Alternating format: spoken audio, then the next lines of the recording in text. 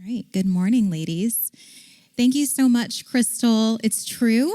She saw me speak and she ran after me in the hallway. She's like, Tisha, I need to talk to you. I need to talk to you, and asked me if I would share this story. So back in 2021, I don't think I told you this, Crystal, that on my vision board, I put under my spiritual goals that I really wanted to share my faith more, and just gave it to God and said, tell me how I do that.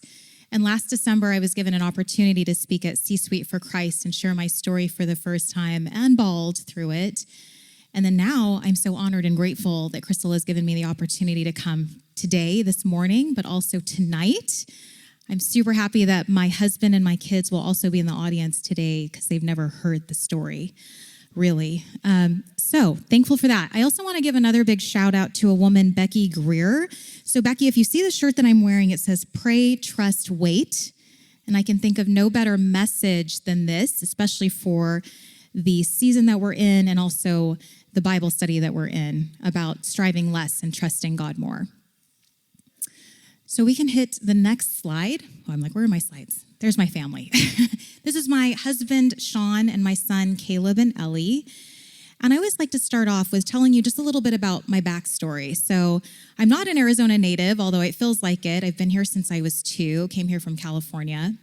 And I grew up Catholic. And my mom baptized me when I was 6 months, First Communion, confirmation, all of the things. And I would go to church on Sundays with her. My dad wasn't really involved in my life, even though my parents were together. So my mom would take my sister and I to church, and I would always feel like I was checking the box. How many of you have ever felt like you're checking the box? Like, yep, went to church.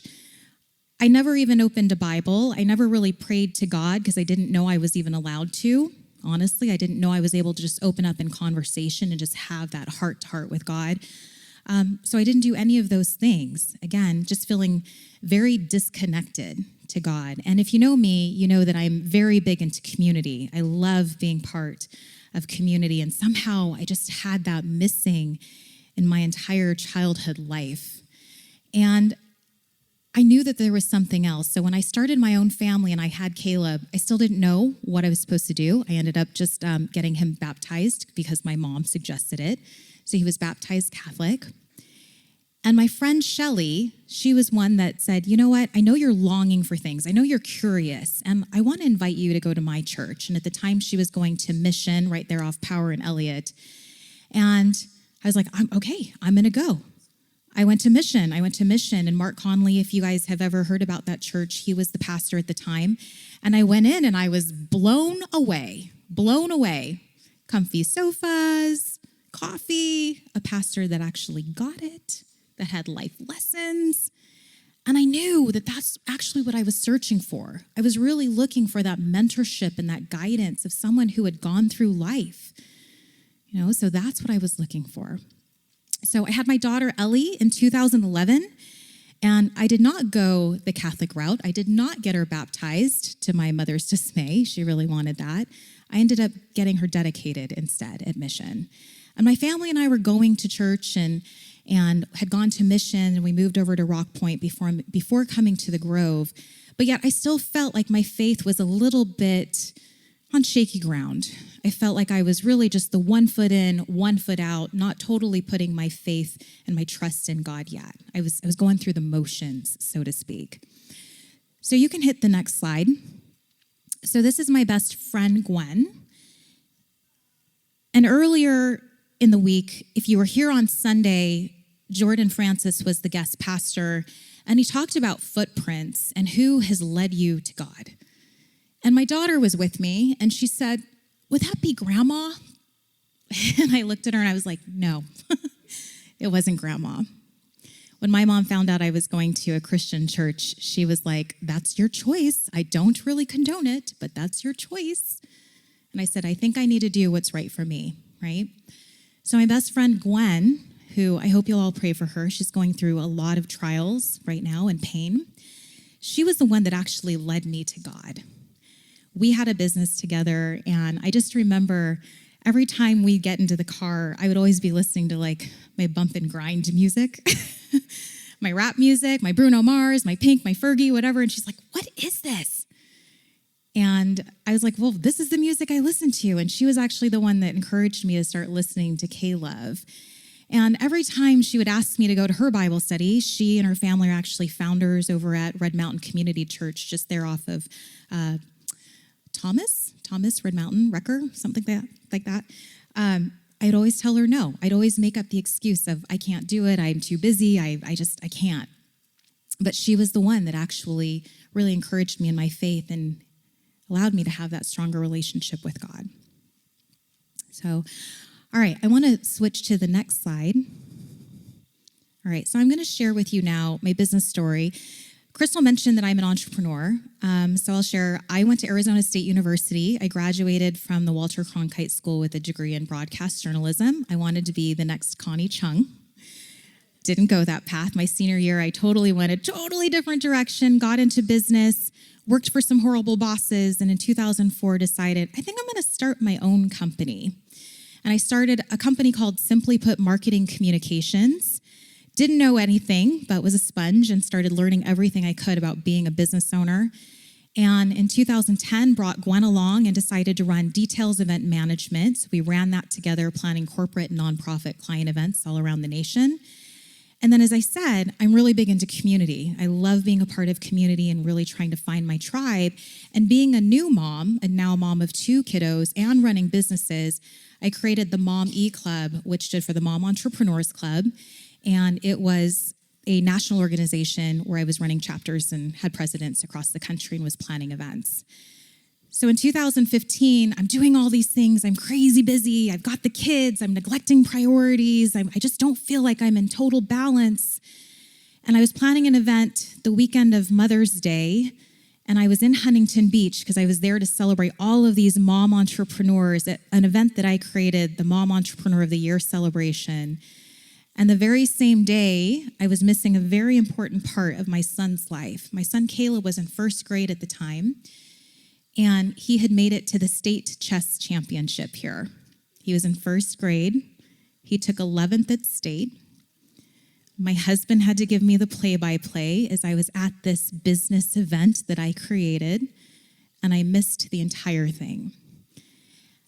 And I remember going to a bookstore before I left Huntington Beach and just sobbing in this bookstore because I figured out that I didn't know if this was my purpose, if the things that I was doing really mattered, if I should really take a step back and look at what I needed to do differently. And picking up a book at this bookstore that read, Love Who You Are. And as any woman would do, I went home, and what do? We Netflix binge. So I Netflix binged, and I ate a lot of dark chocolate, drank a lot of red wine. Still hadn't gone to God yet for whatever reason. Went to One Tree Hill instead and watched the whole 9 seasons until I realized I needed to get myself back up, and how I was going to do that was to hire a coach. So I hired a business coach, and I went to her for several months, and every time I went to her, she handed me the box of tissues, and I was like, help me figure out who I am and what do I do? What do I do? What's my purpose? What's my calling? And at that time, she encouraged me to do one thing, and that was to build a personal brand. And I didn't have a brand. I had businesses. I was hiding behind all the entities. I didn't want to be forward-facing. I was like, other people can handle this for me. Other people can do the social media. Other people can be my voice. And it never worked out really at all. I never got any traction off of that because it wasn't the real me that you were hearing and seeing. It was entrepreneur.com magazine and their articles, right?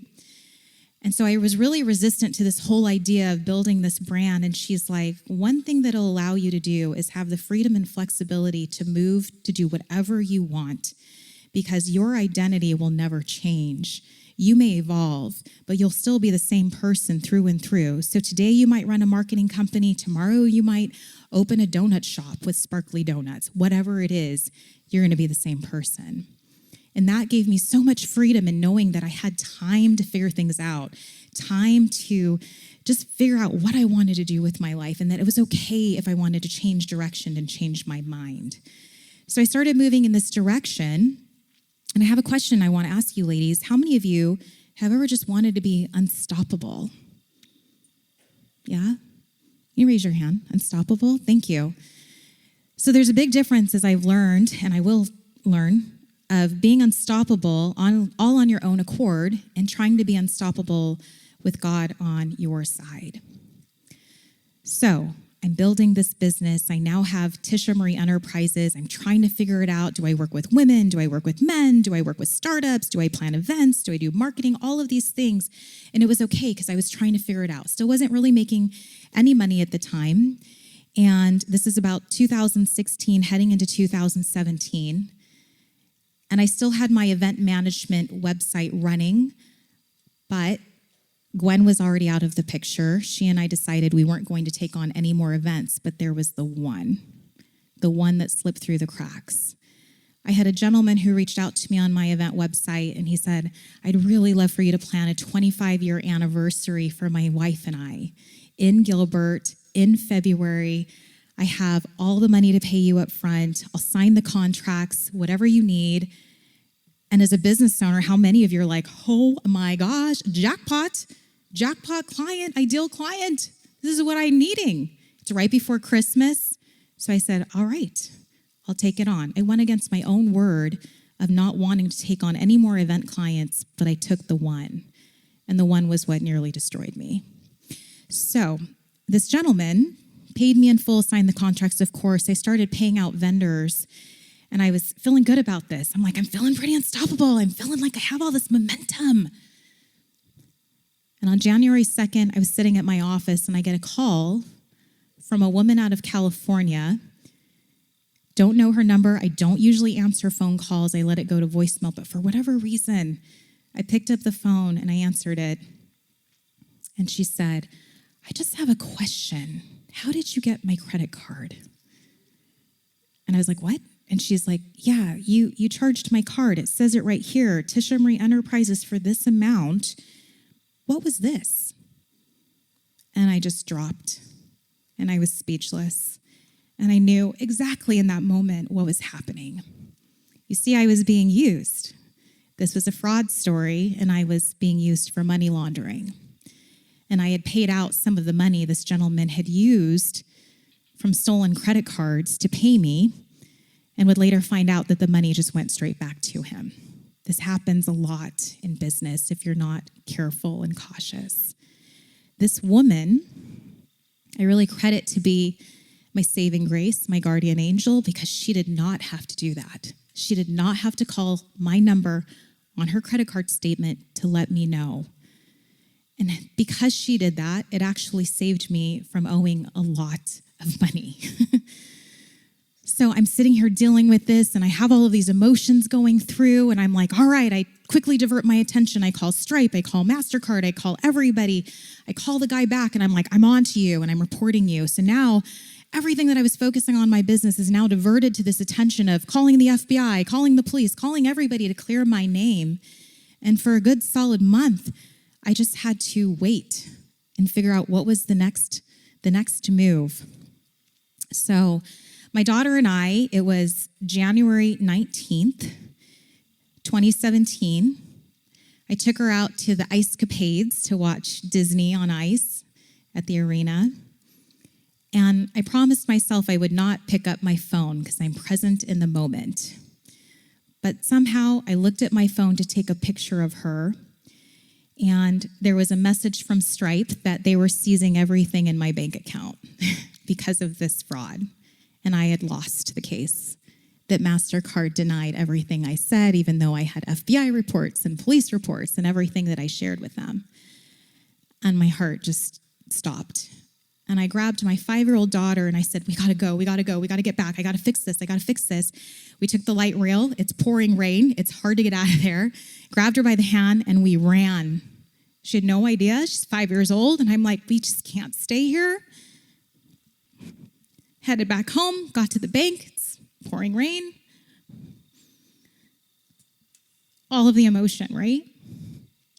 I hadn't told my husband, Sean, what was going on because I felt, what do you feel? Ashamed, embarrassed, guilty? So I finally mustered up this courage that night. It's still pouring rain. It was in the family room, and I just said, hey, babe, something happened. This happened. I owe a lot of money. I was involved in a money laundering case. I don't know what to do next. And I don't know about you, but I think that husbands especially get in that protective mode of, I can't believe this happened. And Sean's words to me still ring very true and very clear to this day. And he's like, what are you doing? Get out of business. You don't belong there. Get out. Don't do this anymore. And I took that very hard because now every bit of my fiber and every confidence that I had is just simply draining. And my only instinct at that time was to grab my purse, my keys, and run. So I did. I grabbed my purse, I grabbed my keys, I jumped in my car, and now my 8-year-old son is running after me in the rain,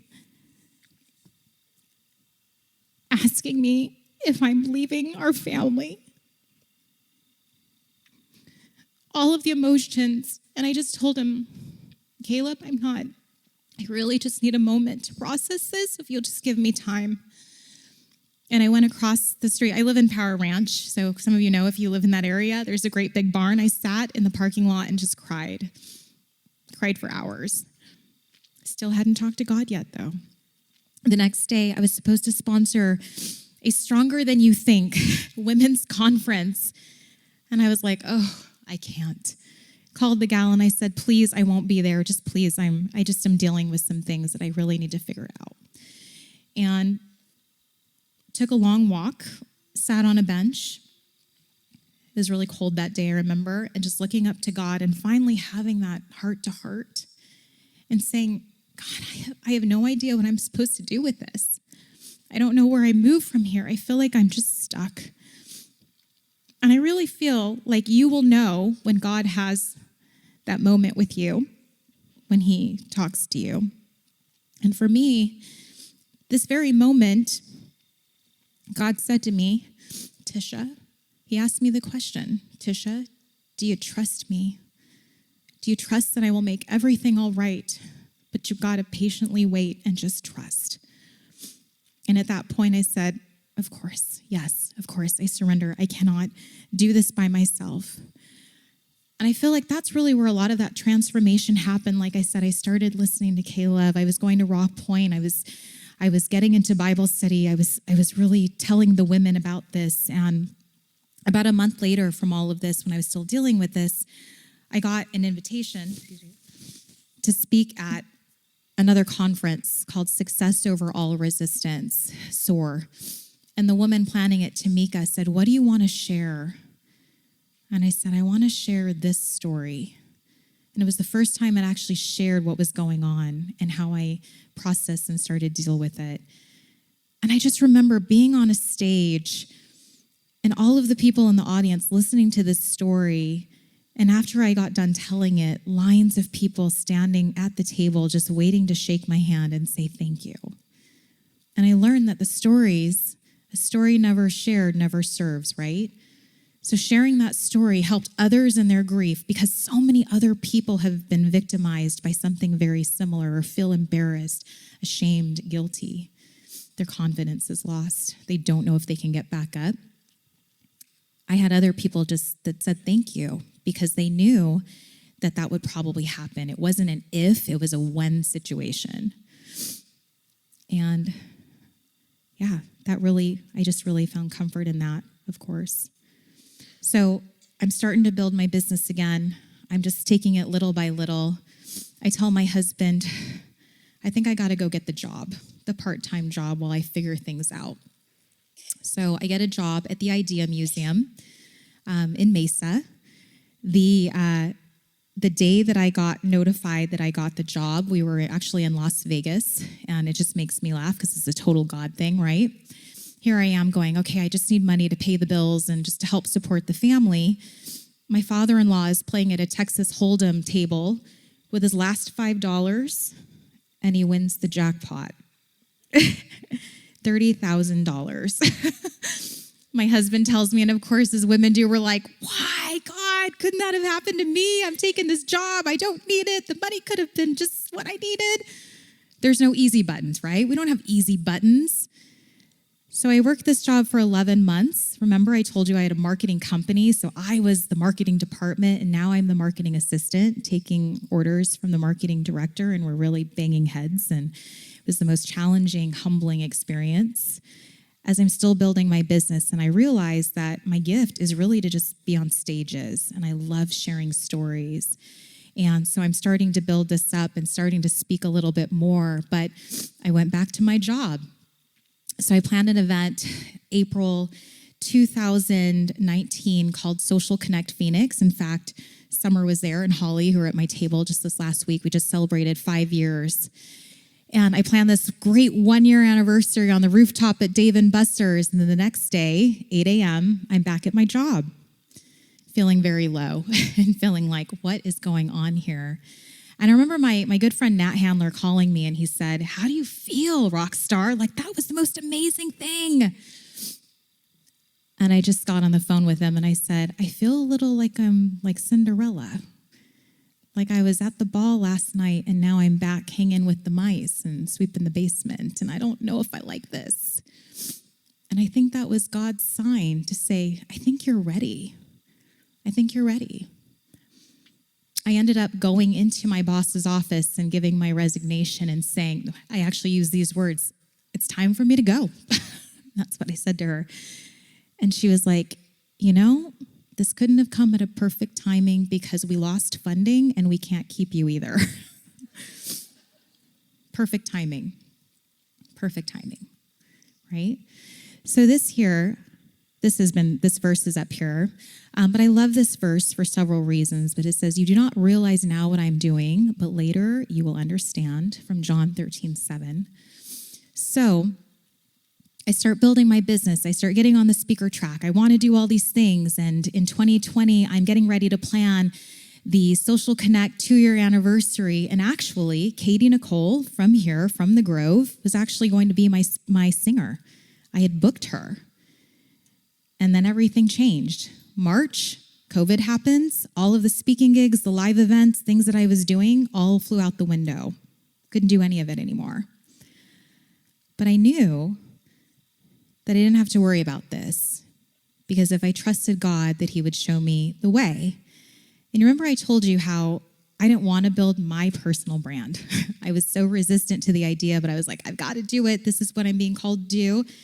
Isn't it ironic that God has me in this place where I build other people's brands for them? So I'm able to build my confidence and also to help others build their confidence as well.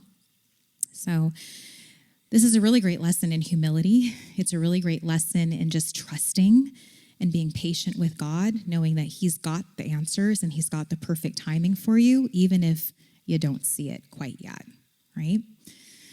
All right, you can go to that next slide. So this is my very, very favorite verse from 1 Corinthians 16:13 that says, be on your guard, stand firm in the faith, be courageous, and be strong. And I swear I see it all the time. I just saw it tattooed on a woman's arm the other day. So I know that's a sign. All right, so last season, how many of you were in the Elijah Bible study? I think majority of us. I was also there, and there was a passage that she had in her book that I highlighted because I feel like it really speaks so much as to where some of us are in our life right now. And it says this, our flesh is so easily tickled toward pride and self-sufficiency that we instinctively lean toward wanting to be first, to be the best, and to have the most. So God, in order to curb this tendency of ours, often allows us to enter situations where the odds are tilted against us, where we're liable to experience a frightful twinge of insufficiency. But rather than avoid these moments, be like Elijah. Embrace them as an opportunity to practice humility, to defer to others, and to refuse succumbing to insecurity. Don't back down and run away from the hard things. Believe instead that God can do unbelievable things in the face of them. Isn't that a beautiful passage?